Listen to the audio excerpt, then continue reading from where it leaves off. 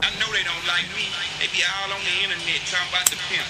Pimp rap like you writing nursery rhymes. Pimp this and pimp that. You know what though, bitch? Hey, you put your real motherfucking address and your phone number on that shit. You ain't said nothing, nigga. Hide behind them email address. You a hoe. You know what I'm talking about? I'm all the way up and all the way around that motherfucker. You nigga friendly as a box of puppets. You know what I'm talking about? You nigga stay up there where you at. Funny ass calls and your funny ass highs, nigga. Down here having things, nigga. Cost of living good down here in Texas. Nigga, I been driving Cadillacs out 15 years old, bitch. Hey, bring them sounds in. I'ma get fucked up, just come on, cause sip and talk about. I'ma serve them J because I know crime pays, I do it proper. Told that brother, chain the weather up like triple doppler. Never had no crown bit or no charger, cause I hang with robbers. Nigga, I been having it, But you can't tell me I'm not talented. She better not tell my mama shit. What the fuck going on, man? It's episode 10. Chris Niggs Podcast. I'm your host, Deontay Kyle.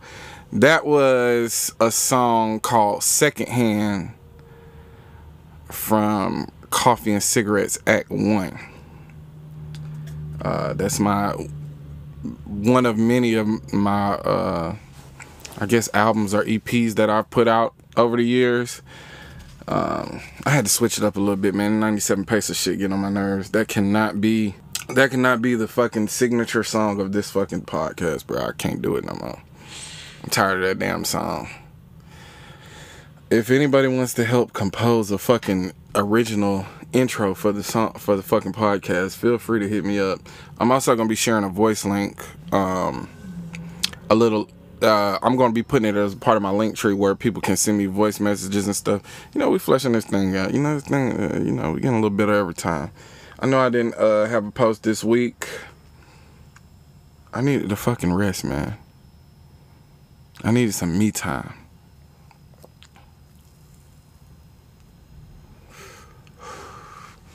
I've been back on social media, so it's like, oh, you know what? I don't feel like fucking posting this week. I just wanted to fucking vibe. I go home next week for a few days to handle some business. Other than that, man, life on the road is good, man. We good to go, you know. We about to move in a few weeks. So other than that, you know, that's really the only thing I've been focused on is just making sure that I got everything lined up. You know, not worrying, just staying prepared. Now, this has been an extremely interesting week in news. You know, it's rare that so many things are happening at once. Usually it's just one or two things, especially stuff that I care about. It's always shit going on in the world. But it's never really a lot of shit that I really have an opinion on or care about going on in the news. It's usually just like run-of-the-mill media shit, gossip, rumors, and all type of shit. You know, that ain't really my thing, you know what I'm saying? Batman don't involve himself in no rumors and gossip, man. But, you know, of course, more notably, we have the Carlee Russell situation. Now, I'll give you a brief summary of this Carlee Russell situation. So this young lady calls the police. She says she sees a toddler walking on the expressway. She pulls over. She calls the cops. She also calls her parents. Her parents are on the phone with her when she's going to approach the said toddler. And then they say they hear her scream, drop the phone. That was it. That was the last they heard from her. Then police arrive on the scene about 3 minutes later. Car's still running. Phone's still there. And she has seemingly disappeared. So, you know, the country goes into an uproar. People want her found. People are searching for answers. People are really involved in this. You know, people have involved themselves emotionally. And her parents are on the news like, we will scour the earth to find her. I'm like, you know, that's valid. That's valid. As a father, you have to scour the earth. You don't. What else are you gonna do besides scour the earth? This is your daughter. You know what I mean? So, a couple days later, she's back home. She's been found, or she, fought her way back to the house. She says they put her in tractor trailer. She escaped from the tractor trailer. Then she said they caught her again. They put her in a basement, tied her up. All this type shit. She's escaped from that as well. Extremely resilient young woman. Then it comes to find out, police do some digging, and she made the whole thing up. And she made it up to worry a nigga. And there's even accounts saying like the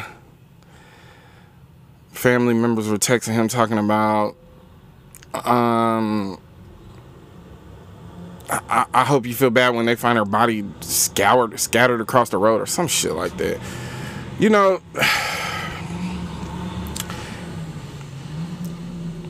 Finding out she lied was one thing, right? This is not indicative of the most well-minded person. But at the same time, I already had questions.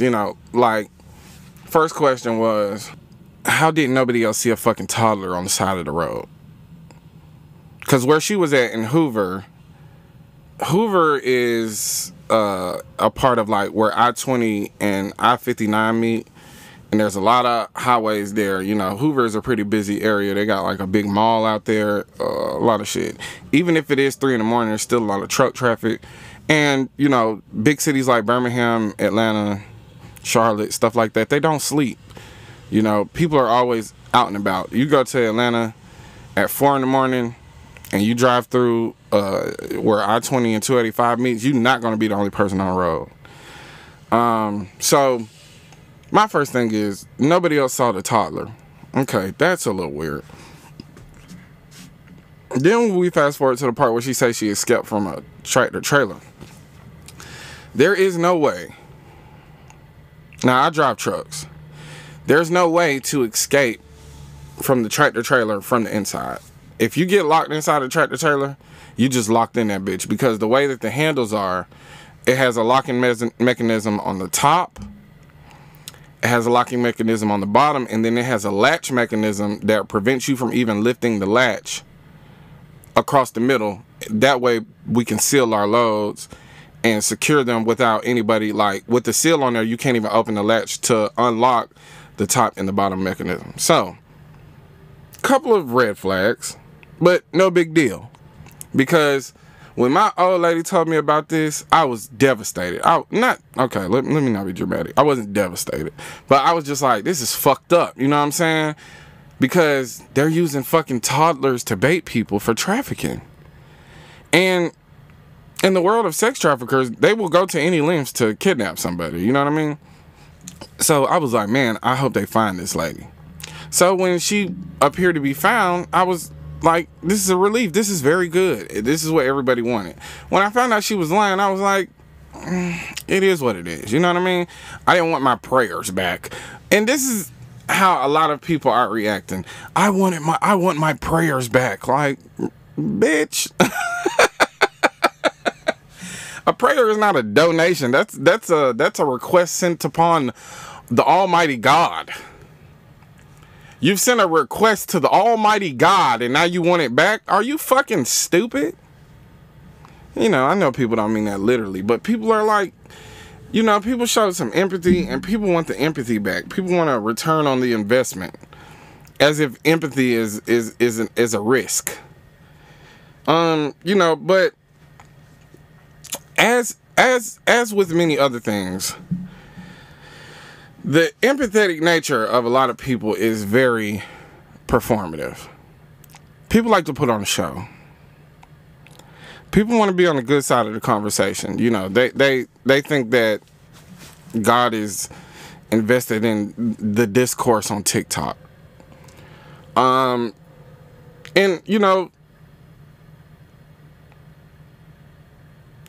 you know, it begs the question, like, how ill is this nigga? You know what I'm saying? Like, he gotta be an ill nigga, you feel me? Like, that's an ill nigga, bro. Like, all the serious shit to the side, you know, shorty definitely needs, like, a mental health screening. I don't think she should be locked in a padded room. I'm sure she'll be, charged with claiming, filing a false report or something like that. You know, she's getting her karma.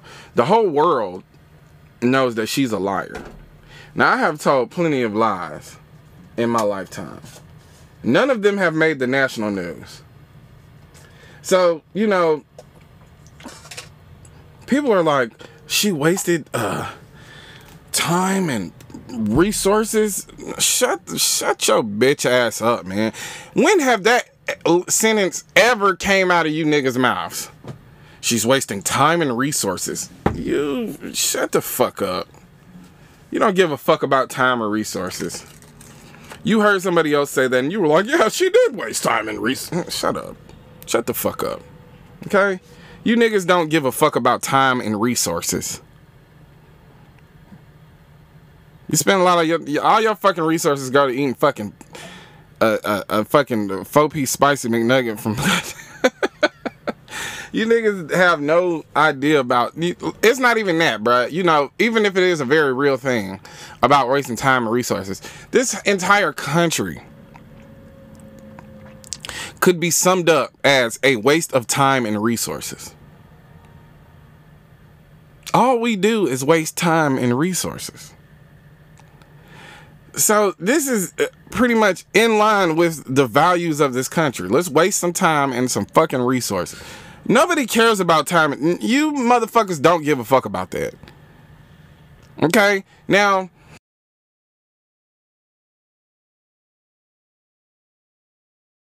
the truth be told is a lot of you true crime niggas wanted this lady to die so y'all could have a new documentary to post on your fucking YouTube page in hopes of blowing up. Everything people do is for attention and content. Your prayers, your thoughts and prayers is content, nigga. You don't give a fuck about people. And I just want to circle back to something. Like, this is a ill ass nigga, bro. Like, bro, this is a ill nigga, bro. I've never in my life had somebody fake a kidnapping to get my attention. Man, that nigga is out here slinging ding-a-ling. You hear me? But, you know, I hope the young lady Carlee Russell gets the mental health resources that she needs, even though she's already wasted a ton of resources, according to some. I hope that she gets the access that she needs to, you know, get herself checked out and get it. She doesn't owe anybody anything, bro. You know, and the fact that all this made national news, she's getting her karma immediately. If I was her, she should have just stayed gone, bro. But this the thing, like, when you doing stuff like this, you're not thinking it through. This is like me when I was a kid and I ran away from home. I ran away from home when I was like 12 years old. And then I got to the park and I was like, fuck, I only got like 2 pairs of clothes and I have no food. And it's getting dark. This is not going according to plan at all. Fuck, man, I might have to go back home. I need food. How am I gonna wash my ass? There's no video games here. Nigga, I'm going back to the crib. But, you know, the thing is like, you know, she did it. She got desperate, you know, and, you know, we all understand desperation. We all understand the want and need for attention. That's something that's ingrained in all of us. But, man, I hope my daughter never runs across a nigga that ill, though. Like, that's an ill ass nigga, bro. But more than anything, you know, who gives a fuck? You know what I'm saying? She lied. Everybody knows she's a liar. But the vitriol that some people have for her is, you know, of course rooted in a little racism. And some of it is rooted in just like, niggas is in the He-Man Woman Haters Club. The older they get, they're like, I can't believe I cared for this bitch. This stupid black bitch. You know how niggas is.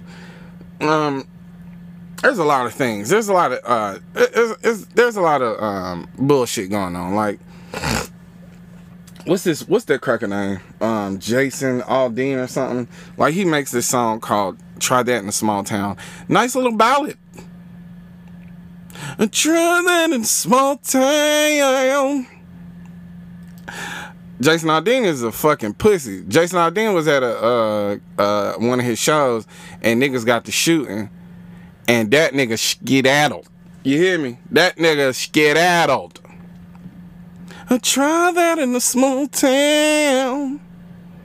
Pro-cop, anti-protest, very racist song. They did, when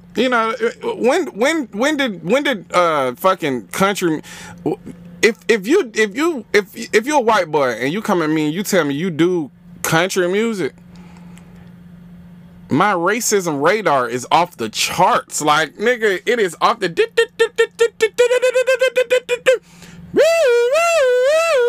This is a racist ass cracker. What is the expectation? If I hear somebody say, if I'm in the mid fucking conversation and I'm talking with niggas and I'm like, man, we down here woody woo woo. Niggas pull up on the block talking all crazy. Man, we get the fame woody woo woo.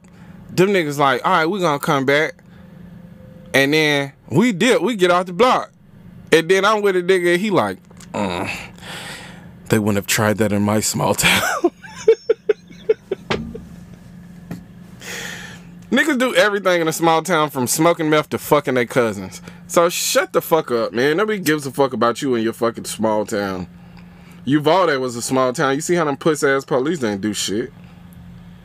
White people living in the fucking figment of their own imagination. They're really like the heroes of their own stories. And they think that just because they grew up, smoking meth and sipping Mountain Dew and beating on their fucking mama, that motherfucker gonna be scared to be around them. Scared, try that in the small. We know y'all used to lynch niggas. We know that. That's why there's no jobs in that small town. That's why there's nothing but fentanyl in that fucking small town. Fuck, who gives a fuck what white people think?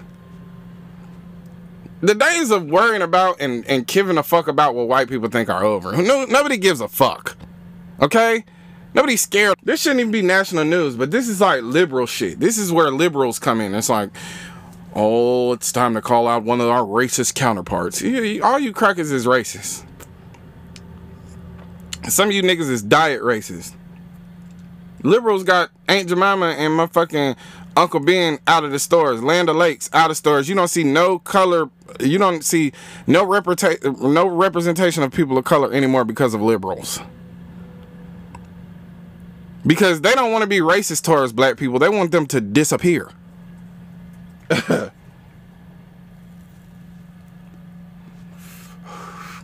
As soon as I hear a cracker say I'm a liberal, I'm be like, yeah, you a covert. This is covert racism at its finest.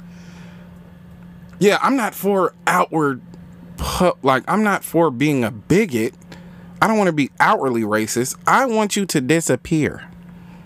I don't want you around. Go to a fucking liberal neighborhood with your hood up and your or in a ski mask on or some shit like that, and see how motherfucking kind these people are. They're gonna call the fucking police on your ass. Fuck them people, man. I ain't give a fuck about these people, bro. It's just more of the same, bro. It's, nothing in this country is shocking to me. And the thing is that, the whole thing about social media, what makes it what it is that something happens and then people react. That is what engagement is. Something happens, people react to it. And 9 times out of 10, they don't have a stake in the game. So, like, with the Carlee Russell situation, people don't really give a fuck about her being missing. Some people do. Me personally, I was like, this is a fucked up situation. I hope they find that girl. When they found her, I was like, this is great. When I found out she was lying, That ain't got nothing to do with me. That ain't none of my business. Because everybody knows she a liar. And I'm empathetic towards that, too. Fuck, man. You know, you pulled a hell of a stunt, bitch. But, woo. Can you imagine her fucking father scouring the earth? Just to find out this bitch was in Red Roof Inn eating Cheez-Its? Man, I would have kicked this bitch out of my... Bitch, you finna go missing for real.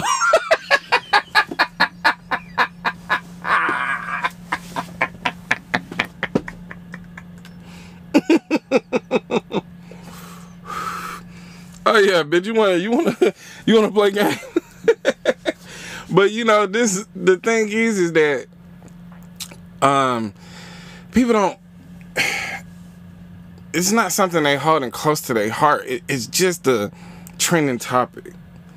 And you know, we are jumping from topic to topic so fast. How could you give a fuck?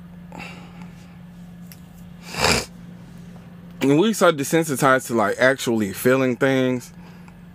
And, you know, social media is sensational. So it's like things are happening all the time. Things are constantly going on. We have experienced more traumas in the last 10 years than some people experience in a whole lifetime.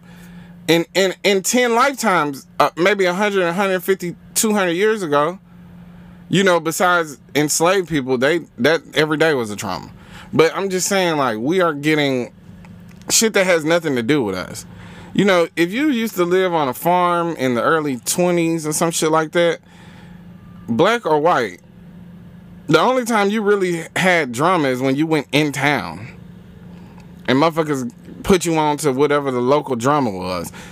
This nigga, bruh, you lift up your fucking phone, you find out a bitch done died, you find out a bitch got kidnapped, you find out a bitch got set on fire, you finding out all type of shit every motherfucking day. So it's just like you so desensitized to experience like a depth of an emotion because it's always something going on. And people are just hopping from topic to topic. True crime people love shit like this because this could make their career. I know they was mad when they found out this bitch was lying. It was like, fuck, man, I already had the fucking second episode typed up. I already had it ready to go. But perfect example of this is right. Pinky Doll. Pinky Doll is a young Canadian hottie. And she does like this AI Sims NPC type character lives on TikTok. I'm sure everybody has seen it. And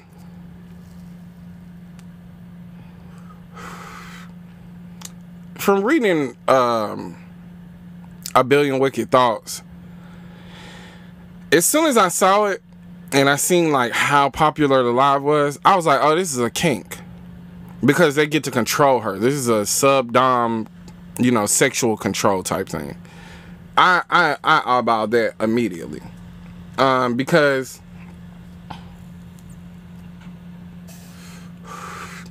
being able to control people, and even more importantly, being able to control a black woman is in the fantasy of a lot of fucking weirdo niggas. You know what I mean? So people are digging because she's starting to gain a lot of traction. You know, she's popping up on your For You page and shit. And I was ignoring it because to me, it was just annoying. It was like, what the fuck is this weird ass shit? But, you know, I'm starting to see it all the time, and this bitch is, ice cream thing. All that type shit. Gang, gang, gang, gang. And this bitch is holding a flat iron with a popcorn kernel waiting on it to pop. It's just, you know, it's weird. But it's weird to me. It's not my thing. You know what I mean? It's not my... It doesn't please me sexually. If anything, it just gets on my... It was just getting on my fucking nerves. I was like, this bitch is tripping. But at the same time, it wasn't for me. And I knew it wasn't for me. And so you know what I do? I keep it fucking scrolling. I get my fucking roll on.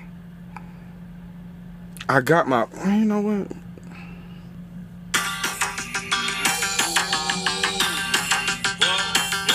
What?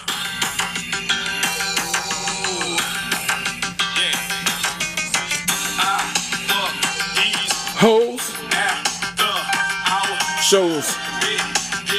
We slang freak, bitch. Do your thing, do your thing. Vets, Hummers, Jets, Rolex, Mo sex, television, head rest, 20 inches, nothing less. Every day, ice out, nigga, play lights out. M. Dot fresh, comma, your wife is my freaking baby mama.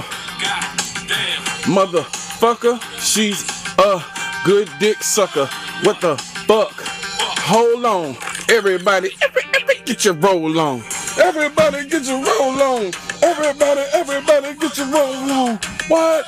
Everybody get your roll on. Everybody get your motherfucking roll on. What? Everybody get your roll on. Everybody get your motherfucking roll on. What? Everybody get your That's what you gotta do when shit ain't for you. Get your motherfucking roll on, bitch. Mind your fucking business. At least that's what I do, you know. I don't have the doctrine to live by. But so people start doing some digging. And they find out this girl is making 2 to 4K per stream. Why the fuck did they say that? Do you know what niggas do when they find out you can make money off some shit? Niggas sink they fucking teeth into it. Now, this is, of course, people looking at this from the outside looking in and saying, oh, all I gotta do is act like an NPC. They don't understand they're participating in sex work. They don't know they're back on Fig. They don't know they've just signed up for prostitution and they're on the blade now. They're on the track. High heels clacking the sidewalk. They don't know that this is what they're getting themselves into. And when you have things that aren't authentic and you're just doing things for money, it comes across as even fucking weirder. Because when Pinky Doll does it, it is palatable. You know, she's a master of her craft. She didn't just start doing this. You know what I'm saying? We just found out about it. So, you got niggas. Do you understand that if the devil offered you $1 million for your soul, how many of you niggas will sell your soul? I lost 5% of my allegiance with niggas this week. I am 100% an ally to niggas. I am at 95%. I'm at 95%. Because what the fuck is wrong with you niggas, bruh? Because you're not... She makes 2,000 to 4,000 a stream. You're not going to do those numbers. What you are going to do is make a fucking fool out yourself. Do you know how many fucking accounts that I blocked in one day? Because I can't respect you. There's nothing about you that I can respect now. And this whole a bag is a bag mentality is detrimental to the community. Just keep it a bean and go sell some pussy, bitch. Like, come on, man. What happened to the old? Call me traditional. Call me old school. Sell some ass or sell some grass, bitch. You get on the internet making a goddamn fool out yourself in hopes of making $2,000 to $4,000 that you're not going to make. Now, these streams, they do really well. And, you know, other people can get in on the kink. But this is equivalent to when white people learn slang words and just run it into the absolute fucking dirt. You niggas ran this shit into the absolute dirt in 3 days. Y'all probably fucked this girl bag up. And it's just like, but and if this is where it starts. Now, we've always had crazy shit going on the internet. We had Tide Pod challenges. We had, you know, young nigga shit, young dumb teenager shit. Teenagers hurt themselves. to get attention all the time. But y'all are adults. These are people with children. These are people in college. These are... Yeah. Let me get close to the mic. You're making a goddamn fool out yourself. Cut it out. You're getting on my goddamn nerves. Yeah, you're getting on my fucking nerves, man. You know, I'm at 95%. I'm gonna just keep it a bean. I'm at 95%, man. This shit done pissed me off. Because this is where it starts, then where does it stop? You niggas is gonna be doing autoerotic asphyxiation on the fucking internet after a while. You niggas is gonna be cutting yourself. They're gonna be like, I'll give you 100 roses if you just fucking slash your arm. You don't think niggas, at the fucking rate that we going, you don't think niggas is turned on by blood? Some niggas only can come if they see blood. This nigga's gonna be like, oh, yes, one more cut. You niggas gonna be out here like Abdullah the Butcher. Y'all niggas gonna be out here on the internet bleeding from your forehead. You niggas gonna look like Mick Foley and Terry Funk out this bitch. Your forehead gonna look like hamburger meat. Cause oh yeah, when I was like 20, 23, yeah, I used to cut myself on the fucking internet for money. Yeah, fucking idiot, bro. You just doing anything. Bring back Forex. These niggas need it. They need the Forex. They need a scam. I get it, bro. Listen, bro. You know, I'm no fool. One thing Deontay isn't is a fool. I know people are desperate for money. But you gotta have boundaries. You don't think the fucking Asians are collecting data, nigga? You know, I sound like a Republican. These motherfuckers are collecting data. Seeing what makes you niggas you know. Seeing what makes you niggas go. They trying to see where niggas perk their ears up at. And, you know, some niggas just fall in line. You know what I'm saying? Some niggas are just falling the fuck in line. You know, it's a sad thing to witness. Because, you know, I just watched They Clone Tyrone, right?